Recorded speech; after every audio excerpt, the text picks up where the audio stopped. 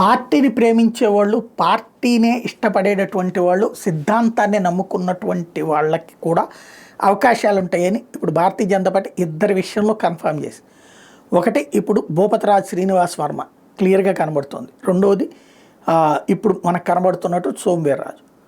Party కోసమే committed అయినటువంటి వాళ్ళకి అవకాశాలు ఇచ్చారు. ఇప్పటిదాకా ఏంటంటే ఈ పార్టీలో ఉంటూ వేరే పార్టీ ఆత్మతో పనిచేసేటటువంటి వాళ్ళకి ఇస్తే అవకాశాలు ఇప్పుడు ఇక్కడ ఈ కోణంలో కూడా అంటే రెండు తప్పదు. అది కూటమి ధర్మంలో తప్పలేదు, ఇక్కడ సొంత ధర్మంలోనూ తప్పలేదు. ఇంకొకటి ఇప్పుడు ఒక గ్యాప్ ఉంది. ఏంటయ్యా అంటే ఇవాళ రోజున వైసీపీలో ఉండటం ఇష్టం లేనటువంటి వాళ్ళు ఎక్కడికి వెళ్ళాలి, వాళ్ళని తీసుకోగలగాలి బీజేపీ. అదే సందర్భంలో సీనియర్ మోస్ట్ కాంగ్రెస్ వాళ్ళు ఎక్కడికి వెళ్ళాలి, ఈ కాంగ్రెస్ బ్రతుకులేదు, వాళ్ళని తీసుకోగలగాలి భారతీయ జనతా పార్టీ.